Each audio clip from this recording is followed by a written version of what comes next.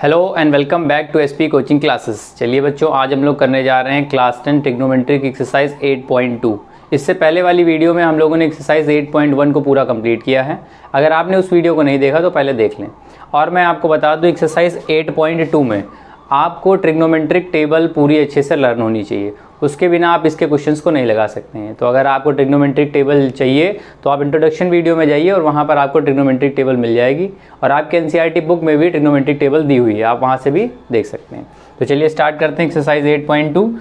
8.2 के first question के कुछ पार्ट हैं, जैसे ये है इवेल्युएट द फॉलोइंग।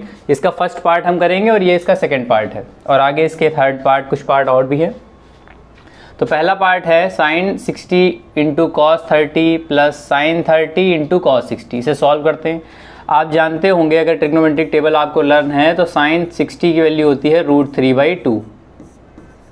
ये यहाँ पे आ जाएगा कॉस 30 की वैल्यू, ये भी होती है √3/2 प्लस साइन 30 की वैल्यू होती है 1/2 मल्टीप्लाई इसकी वैल्यू होगी कॉस 60 की भी वैल्यू होती है 1/2। अब हम इसका नॉर्मल मल्टीप्लाई कर देंगे तो √3 का मल्टीप्लाई √3 से होगा तो 3 आ जाएगा, और 2 2 यहाँ पे 4 आ जाएगा, प्लस यहाँ पर 1 ऊपर आ जाएगा और नीचे आ जाएगा हमारा 2 2 4 आएगा यहाँ पे। और इनका हम यहाँ पे एलसीएम ले लेंगे तो एलसीएम आ जाएगा 4। यहाँ पे ये 3 + 1 आ गया 4/4। इसे कट कर देंगे, हमारा 1 आंसर आ जाएगा। ये हमारे फर्स्ट क्वेश्चन के फर्स्ट पार्ट का क्या हो गया आंसर इसका आ गया 1। सेकेंड पार्ट में हमसे कह रहा है 2 tan square 45 plus cos square 30 minus sine square 60। यहाँ पर आप देखिए, आप टेबल से देखेंगे तो जो tan 45 होता है उसकी वैल्यू होती है 1 और इसका स्क्वायर हो जाएगा यहाँ पर, प्लस कॉस 30 की वैल्यू होती है √3/2, इसका भी स्क्वायर हो जाएगा। और साइन 60 की वैल्यू होती है √3/2 पर स्क्वायर लगा है तो यहाँ पर भी हम इसका क्या कर देंगे स्क्वायर। और आप देख रहे हैं कि यहाँ पर ये नंबर हमारा पॉजिटिव है और ये हमारा नेगेटिव है, तो प्लस माइनस कट जाएगा ये। और यहाँ पर 1 का स्क्वायर करेंगे तो 1 आ जाएगा और 2 1 जा 2। ये हमारा आंसर हो जाएगा सेकेंड पार्ट का। तो चलिए देखते हैं थर्ड क्वेश्चन। चलिए देखते हैं थर्ड पार्ट में हमसे कह रहा है cos 45 upon sec 30 plus cosec 30। आपको यहाँ पर ट्रिग्नोमेट्रिक टेबल से इस वैल्यू को पुट करना है। cos 45 की वैल्यू होती है 1/√2, यहाँ पे रख दीजिए। और sec 30 की वैल्यू कैसे फाइंड करेंगे? cos 30 की वैल्यू आप पहले देखिए क्या होती है। cos 30 की वैल्यू होती है √3/2 और उसका रेसिप्रोकल कर देंगे तो हो जाएगा 2/√3 प्लस cosec 30 साइन 30 की वैल्यू होती है 1/2, उसका रेसिप्रोकल कर देंगे तो 2/1 हो जाएगा। यहाँ पर इसका 1/√2 ऐसे ही रहेगा। और यहाँ पर इस डिनोमिनेटर का एलसीएम ले लेंगे तो एलसीएम आ जाएगा √3 से इसको डिवाइड करेंगे 1 आएगा, ऊपर मल्टीप्लाई कर देंगे 2 आ जाएगा, प्लस इस 1 से इसको डिवाइड करेंगे √3 आएगा, 2 से मल्टीप्लाई कर देंगे तो 2√3 हो जाएगा। यहाँ पर एक प्रॉपर्टी हम लगाएंगे, जैसा कि अगर कोई नंबर इस फॉर्म में है a/b/c/d, तो आप क्या करते हैं, तो आप लिखते हैं उसे a/b, फिर मल्टीप्लाई का सिंबल d/c लिख देते हैं। क्या लिख देते हैं? d/c। तो ये इस फॉर्म में, यही प्रॉपर्टी यहाँ पे भी लग रही है, a/b और ये c/d। तो इसे हम ऐसे लिख सकते हैं 1/√2 मल्टीप्लाई √3/2 प्लस 2√3। ये हो गया हमारा, हमने इस प्रॉपर्टी का यूज़ किया है। इसके आगे देखते हैं। यहाँ पर हमें मल्टीप्लाई कराना होगा। यहाँ पे हम इसे मल्टीप्लाई करेंगे 1 का इंटू √3 से करेंगे तो आ जाएगा √3 अपॉन, यहाँ पर √2 का मल्टीप्लाई इससे होगा तो आ जाएगा 2√2, फिर प्लस लगा हुआ है तो प्लस लगा देंगे। √2 का मल्टीप्लाई जब इससे करेंगे तो 2√6 आ जाएगा। 2 तो बाहर रहेगा, √2 इंटू √3 होगा तो √6 आ जाएगा। यहाँ पर क्या करेंगे, अब यहाँ पर हमें इसके कॉन्जुगेट से इसे रैशनलाइज करना पड़ेगा। रैशनलाइज कैसे करेंगे? इसके डिनोमिनेटर का कॉन्जुगेट लिखेंगे यहाँ पर 2√2 माइनस 2√6, ये इसका कॉन्जुगेट हो जाएगा। और जिससे मल्टीप्लाई करेंगे इसी से आपको एक बार डिवाइड भी करना पड़ेगा। रैशनलाइजेशन कर दिया हमने यहाँ पर। फिर आप इसका मल्टीप्लाई ऊपर कर देंगे तो हो जाएगा √3 ब्रैकेट 2√2 माइनस 2√6। यहाँ पर नीचे हमारा एक फार्मूला बन जाता है a प्लस बी और a माइनस बी का, a प्लस बी और a माइनस बी, जो कि होता है a square minus B square. ये हो गया। अगली लाइन में आप देखेंगे यहाँ से हमें 2 कॉमन मिल रहा है, इस 2 को हम कॉमन ले सकते हैं, तो ये हमारा 2 आगे आ जाएगा, तो हो जाएगा 2√3। यहाँ पे देखिए 2 यहाँ भी है, 2 यहाँ भी है, 2 कॉमन आ जाएगा, तो ब्रैकेट में हमारा बचेगा √2 माइनस √6, ये आ गया। आप देखिए √2 का स्क्वायर करेंगे तो ये आ जाएगा हमारा 8, 2 का स्क्वायर 4 और √2 का क्या होता है, √2 का स्क्वायर 2, 4 2 ज़ा 8 आ जाएगा, माइनस यहाँ पर 2 का स्क्वायर करेंगे तो 4 आएगा, √6 का करेंगे तो आ जाएगा हमारा 6 ही आएगा, और ये हो जाएगा 24। यहाँ पे देख लीजिए, यहाँ पे 2√3 ऐसे ही रहने देंगे, प्लस √2 माइनस √6 अपॉन, इसे माइनस कर देंगे तो हमारा आ जाएगा माइनस का 16, और इस 2 से इसे हम कट कर देंगे, ये 8 आ जाएगा। अब देखिए, अब हम क्या करेंगे, यहाँ पर इधर देखिएगा, अब ये जो √3 है इसका मल्टीप्लाई अंदर कर देंगे, तो ये हो जाएगा हमारा √3 इंटू √2, तो ये आ जाएगा √6 और माइनस का यहाँ पर करेंगे √3 इंटू √6 आएगा 18, और अपॉन में आ गया हमारा माइनस का 8। ध्यान दीजिएगा, यहाँ पर हम इसको ऐसे लिख सकते हैं, हम ऊपर से माइनस कॉमन ले लेंगे, जब माइनस कॉमन ले लेंगे तो जो नंबर पॉजिटिव है वो नेगेटिव हो जाएगा और नेगेटिव वाला पॉजिटिव, तो 18 जो है वो हमारा पॉजिटिव हो जाएगा और 6 जो हमारा है वो नेगेटिव हो जाएगा। माइनस हमने इसलिए कॉमन लिया क्योंकि डिनोमिनेटर भी माइनस था, माइनस से माइनस कट गया। आप 18 को आप ऐसे ब्रेक करके लिख सकते हैं 9 इंटू 2 के फॉर्म में, माइनस का √6 और अपॉन में क्या लिखा है 8। आप जानते हैं 9 से √9 से क्या निकलेगा 3, और √2 से तो वो निकल नहीं सकता, माइनस का √6 और अपॉन में क्या आ जाएगा 8। ये हमारा आंसर हो जाएगा थर्ड पार्ट का। तो ये हमारा थोड़ा लेंदी क्वेश्चन था, कोई दिक्कत नहीं, आप इसको 1 से 2 बार वीडियो को देख लें तो आपको क्वेश्चन क्लियर हो जाएगा। चलिए देखते हैं क्वेश्चन नंबर 4। चलिए देखते हैं क्वेश्चन नंबर 1 का 4th पार्ट में है sin 30 plus tan 45 minus cosec 60 upon sec 30 plus cos 60 plus cot 45। हमें यहाँ पर ट्रिग्नोमेट्रिक टेबल से वही वैल्यू को पुट कर देना है। इसकी वैल्यू आ जाएगी 1/2 प्लस tan 45 की 1 होती है, माइनस cosec 30 की वैल्यू sin 30 की अपोजिट हो जाएगी sin 60 की, तो ये हो जाएगी 2/√3, और यहाँ पर हो जाएगा sec 30 की वैल्यू आप फाइंड करेंगे तो आ जाएगी 2/√3, अभी निकाली थी पिछले वाले क्वेश्चन में। यहाँ पर आएंगे, इसकी वैल्यू 1/2 होती है, प्लस cot 45 की वैल्यू 1 आ जाएगी। हम यहाँ पर इसको सॉल्व कैसे करेंगे, ध्यान दीजिए, ये हमारा ऊपर कुछ चीज़ें लिखी हैं, इनका एलसीएम लेंगे, तो एलसीएम जो आ जाएगा वो आ जाएगा 2√3। कितना आ जाएगा बेटा 2√3। अब यहाँ पर इस 2 से इस 2√3 को जब डिवाइड करेंगे तो 2 से 2 कट जाएगा, हमारे पास बचेगा √3, और √3 का L2 मल्टीप्लाई 1 से करा देंगे तो हमारा आ जाएगा √3। यहाँ पर प्लस है तो यहाँ प्लस लगा देंगे, 1 से इसको डिवाइड करेंगे तो जो लिखा है सेम चीज़ आएगी, इसको 1 से मल्टीप्लाई करा देंगे तो 2√3 आ जाएगा, माइनस यहाँ पर इस √3 से इसको डिवाइड करेंगे तो 2√3 डिवाइड बाई √3 करेंगे तो 2 आएगा, 2 का मल्टीप्लाई ऊपर हो जाएगा तो ये 4 आ जाएगा, और ये हमारी मेन लाइन आ जाएगी डिवाइड वाली। ठीक है, यहाँ पर नीचे भी सेम हम एलसीएम लेंगे, एलसीएम हमारा जो है वो आ जाएगा 2√3। सेम यहाँ पर √3 से इसे डिवाइड करेंगे तो √3 से √3 कट जाएगा, हमारे पास बचेगा 2, और 2 का मल्टीप्लाई 2 से करने के बाद आ जाएगा 4। यहाँ पर प्लस है तो यहाँ भी प्लस, इस 2 से इसे डिवाइड करेंगे तो 2 से 2 कट गया, √3 का इंटू 1 से करा दिया तो आ गया √3। यहाँ प्लस है तो यहाँ भी प्लस आ गया, इस 1 से इसे डिवाइड करेंगे सेम चीज़ आएगी, ऊपर मल्टीप्लाई करा देंगे तो 2√3 आ जाएगा।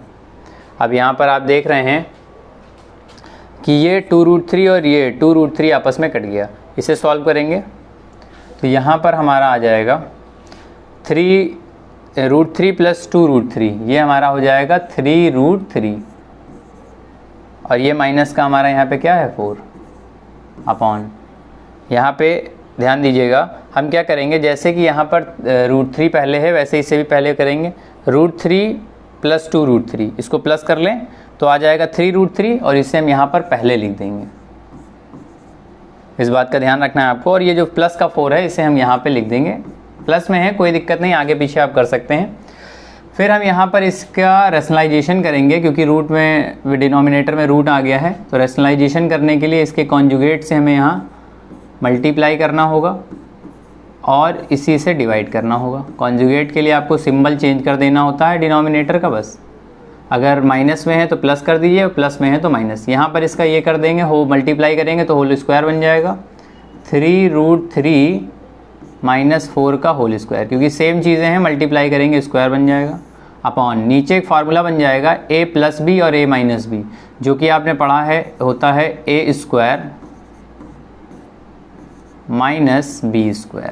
तो हमने फार्मूला यहाँ पे लगाया है, ऊपर लगा है, यहाँ पर दो सेम नंबर्स का मल्टीप्लाई किया हुआ है तो होल स्क्वायर बन गया, और नीचे a + b a - b का फार्मूला लगा है जो होता है a² - b²।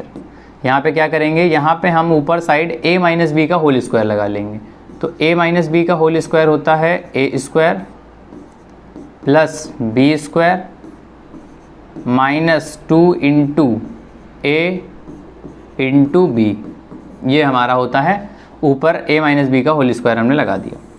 डिनोमिनेटर में हम क्या करेंगे, यहाँ पर लिखा है 3 √3 का स्क्वायर। 3 √3 का जब आप स्क्वायर करेंगे, 3 का स्क्वायर 9 और √3 का होता है 3, तो ये आ जाएगा हमारा 27 - 4 का स्क्वायर होता है 16, ये आ गया। यहाँ पे देखिए √3 का स्क्वायर करेंगे तो बेटा 27 आ जाएगा, प्लस 4 का स्क्वायर करेंगे 16 आ जाएगा। यहाँ पर मल्टीप्लाई कर दीजिए, 3 × 2 = 6 और ये माइनस का आ गया 24 √3, और अपॉन में देखिए 27 - 16 करेंगे तो आ जाएगा 11। अब देखिए यहाँ पर ये 27 और 16 प्लस हो जाएगा, इनको प्लस करेंगे तो आ जाएगा 43 और माइनस का 24 √3 और अपॉन में आ गया हमारा 11। तो ये हो गया हमारे 4th पार्ट का आंसर। ये था हमारा क्वेश्चन नंबर 1 का 4th पार्ट। चलिए देखते हैं अगला जो कि है 5th पार्ट। तो ये है हमारा 5th पार्ट। 5th पार्ट में हमसे कह रहा है 5 cos² 60 + 4 sec² 30 - tan² 45 upon sin² 30 + cos² 30। यहाँ पर हमारे जितनी भी वैल्यूज़ हैं उनका स्क्वायर कर दिया गया है। तो नॉर्मली आपको ट्रिग्नोमेट्रिक टेबल से वैल्यूज़ को पुट करना है और उनका स्क्वायर कर देना है। तो यहाँ पर 5 ऐसे ही रहेगा।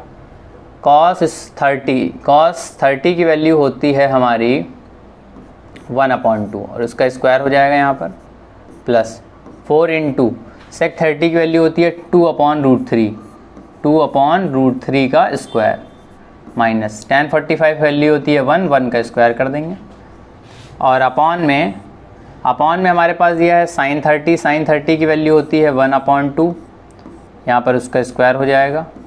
cos 30 की वैल्यू होती है √3/2 और इसका यहाँ पे स्क्वायर हो जाएगा।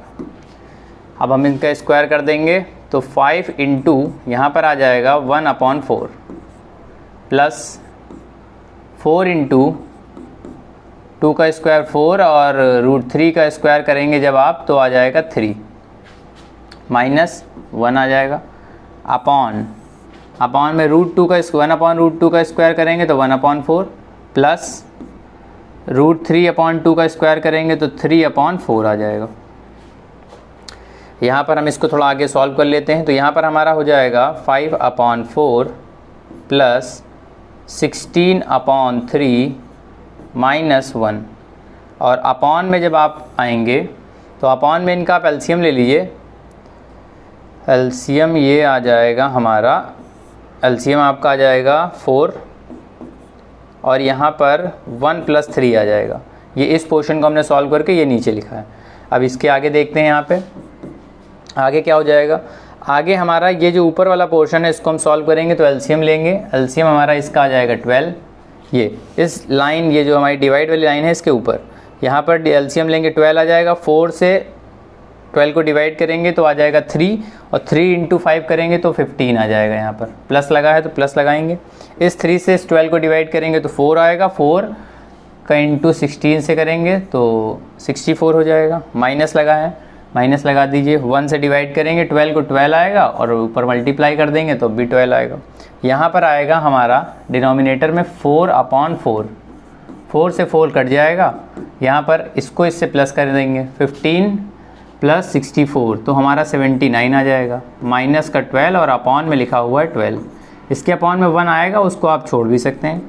यहाँ से इसको माइनस कर देंगे तो ये हमारा 67 आ जाएगा और अपॉन में 12 आ जाएगा। यही हमारा आंसर हो जाएगा। यहाँ पर आप थोड़ा समझ लें कि हमने कैसे एलसीएम लिया है। तो ये है हमारा क्वेश्चन फर्स्ट का 5th पार्ट। चलिए देखते हैं अगला है हमारा क्वेश्चन नंबर 2। चलिए देखते हैं क्वेश्चन नंबर 2। क्वेश्चन नंबर 2 है choose the correct option and justify your answer. इस क्वेश्चन नंबर 2 में हमारे कुछ पार्ट दिए गए, जिसका पहला पार्ट है, इसमें हमें क्वेश्चन दिया गया, उसके 4 ऑप्शन दिए गए, हमें सही ऑप्शन सेलेक्ट करना है और उसको जस्टिफाई भी करना है। तो चलिए देखते हैं पहले इसका सॉल्यूशन। तो यहाँ पर हमें दिया है 2 tan 30 अपॉन 1 + tan स्क्वायर 30। हम यहाँ पर इनकी वैल्यूज़ को पुट करेंगे तो 2 tan 30 की वैल्यू होती है 1/√3 और यहाँ पर आ जाएगा 1 + tan 30 का स्क्वायर हो जाएगा और इसका स्क्वायर कर देंगे। यहाँ पर आएगा 2 × 1 2/√3 हो जाएगा, अपॉन में 1 + इसका स्क्वायर जब करेंगे तो 1 का स्क्वायर 1 होगा और √3 का हो जाएगा 1/3। इसे सॉल्व कैसे करेंगे यहाँ देखेंगे। 2/√3 ऊपर ऐसे ही रहेगा। यहाँ पर इसका एलसीएम ले सकते हैं हम डिनोमिनेटर में, एलसीएम 3 आ जाएगा, इसके अपॉन में 1 है, इससे डिवाइड करेंगे, यहाँ मल्टीप्लाई 3 आ जाएगा, प्लस का 1 आ जाएगा। ये 2/√3 अपॉन ये कितना आ जाएगा 4/3। ये वही कंडीशन बन गई A/B/C/D। तो यहाँ पर क्या हो जाएगा, यहाँ पर A/B ऐसे ही रहेगा, मल्टीप्लाई 3 ऊपर हो जाएगा और 4 नीचे आ जाएगा। इसे हम कट कर देंगे तो 2 × 1 = 2, 2 ज़ा हो जाएगा। इसे कट करने के बाद हमारे पास जो आएगा वो इधर देखेंगे, ऊपर आ जाएगा 3 और नीचे आ जाएगा हमारा 2√3। इसको हम रैशनलाइज़ कर देंगे। रैशनलाइज़ करने के लिए इसके कॉन्जुगेट से हम मल्टीप्लाई कर देंगे और उसी से डिवाइड भी कर देंगे। तो यहाँ पर इसका इससे जब मल्टीप्लाई होगा तो 6√3 आ जाएगा और नीचे 2 × 2 = 4 हो जाएगा और 4√3 × √3 3 हो जाएगा, मतलब 4 × 3 = 12 आंसर आ जाएगा। इससे इसको कट करेंगे, इसको करेंगे 2 टाइम्स कट जाएगा, √3/2 आ जाएगा। हमारा आंसर आ गया √3/2। पर जब हम ऑप्शन में देखेंगे तो हमारा कोई भी आंसर √3/2 नहीं है। पर यहाँ पर जब हम देखेंगे साइन 60 डिग्री की जो वैल्यू होती है, ऑप्शन नंबर फर्स्ट, इसमें जो है ये जो √3 की वैल्यू है ये क्या है, साइन 60 डिग्री की ही वैल्यू होती है। यहाँ पर डायरेक्ट आंसर नहीं दिया गया है, आपको ये दिखेगा यहाँ पर साइन 60 उसी की वैल्यू होती है √3/2। ये आप टेबल से याद कर लिए होंगे। चलिए ये था फर्स्ट पार्ट, देखते हैं सेकेंड पार्ट। सेकेंड पार्ट में क्या है हमारा 1 - tan square 45 upon 1 + tan square 45। इसके बाद हमें यहाँ ऑप्शन भी दिए गए हैं, तो पहले हम इसे सॉल्व करेंगे।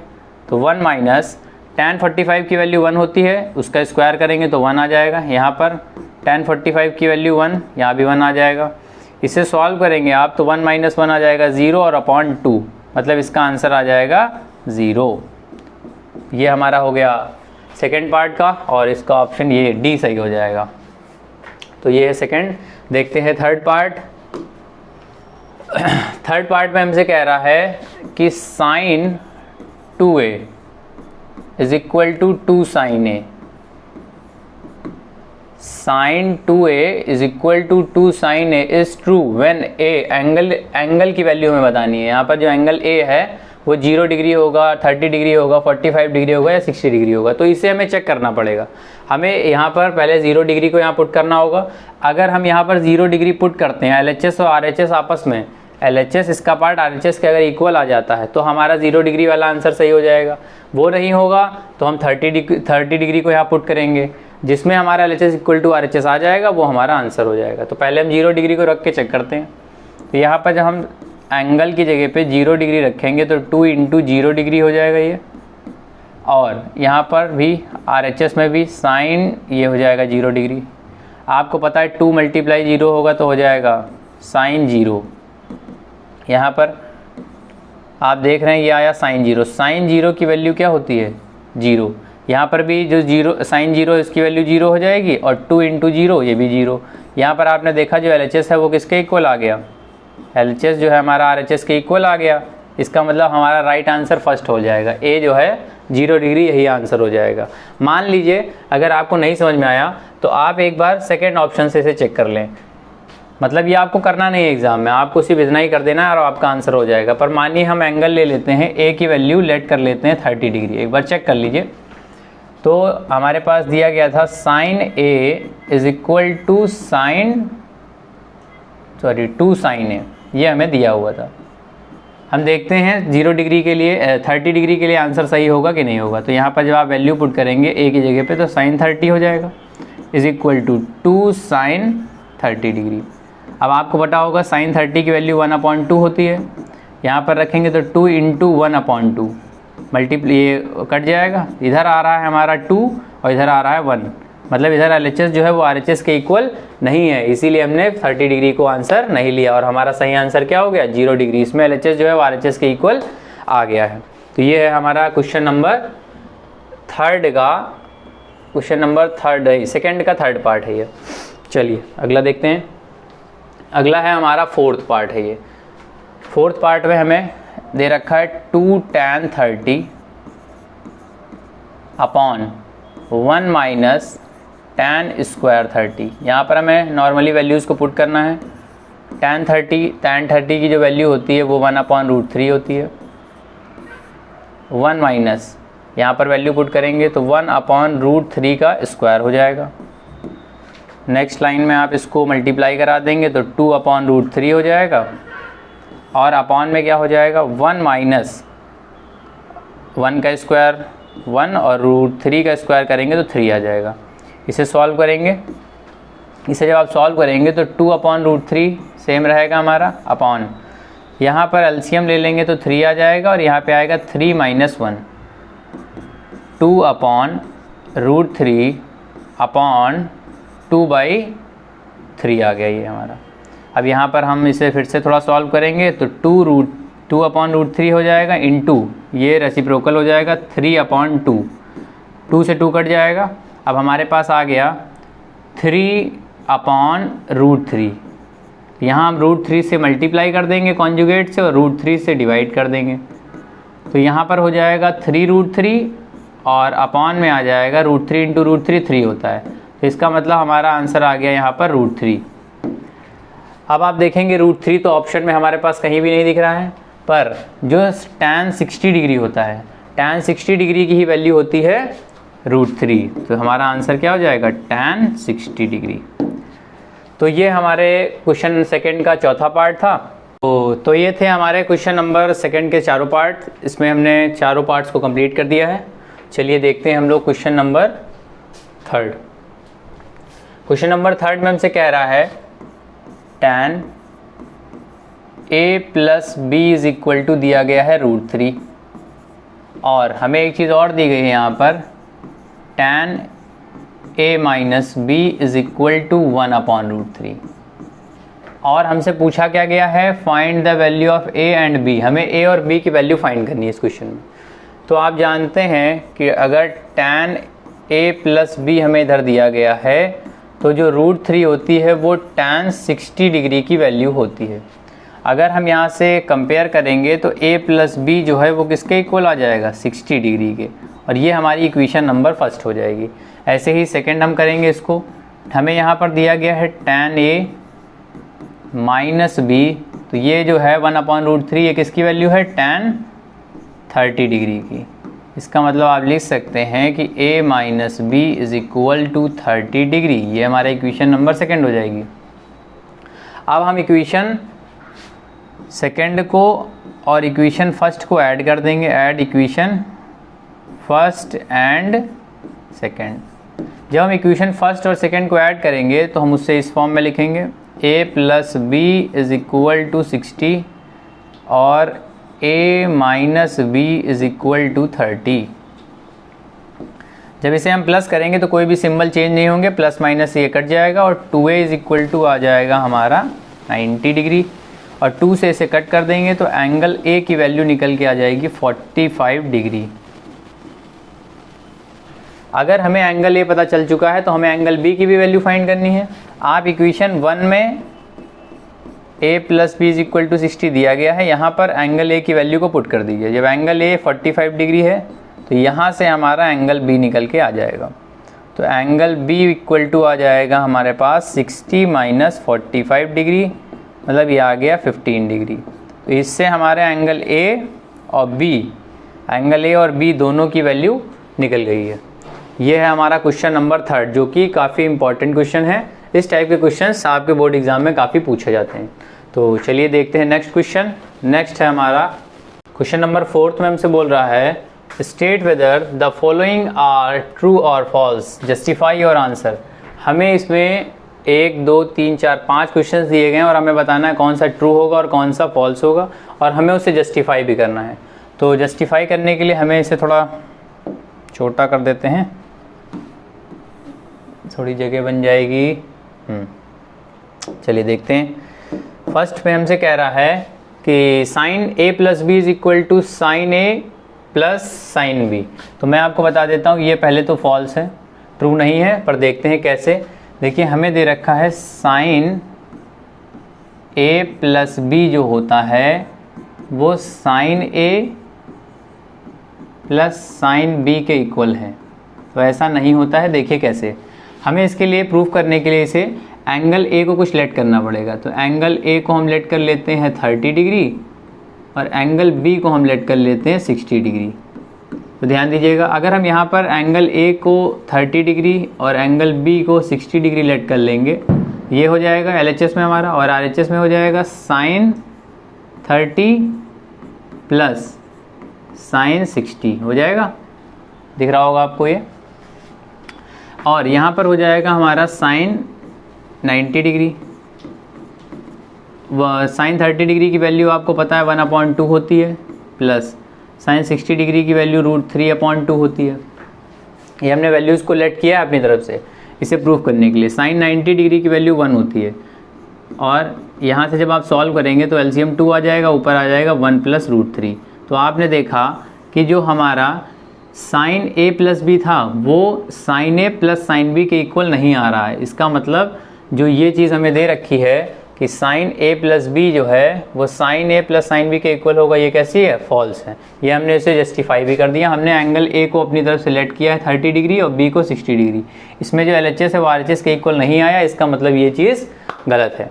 चलिए देखते हैं नेक्स्ट है हमारा the value of sine theta increases as theta increase. मतलब ये है कि अगर थीटा इंक्रीज करेगा तो साइन थीटा की जो वैल्यू होती है वो भी इंक्रीज करती है। इसे देखने के लिए मैं आपको ट्रिग्नोमेट्रिक टेबल दिखाता हूँ। चलिए देखिए, जैसा कि ये हमारा है साइन थीटा, यहाँ पर आपने देखा साइन 0 डिग्री की वैल्यू 0, फिर इंक्रीज कर गई 30 डिग्री, एंगल भी इंक्रीज हुआ, उसकी वैल्यू भी इंक्रीज हो गई 1/2 हो गई, 0 से बड़ी हो गई 1/2।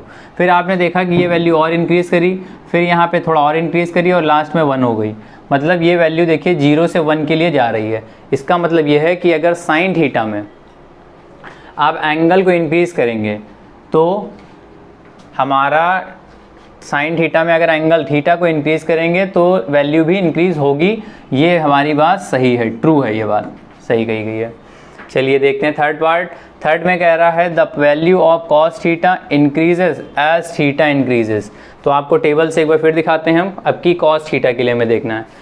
तो अगर कॉस थीटा में क्या होता है, अगर हमारा एंगल इंक्रीज करता है, मतलब 0 डिग्री वैल्यू क्या हो जाती है 1, फिर 30 डिग्री एंगल इंक्रीज करता है, तो यहाँ पर कॉस थीटा की वैल्यू इंक्रीज ना कर करके डिक्रीज करती है। देखिए इधर 1 से ये कम होती हुई चली जा रही है 0 की तरफ।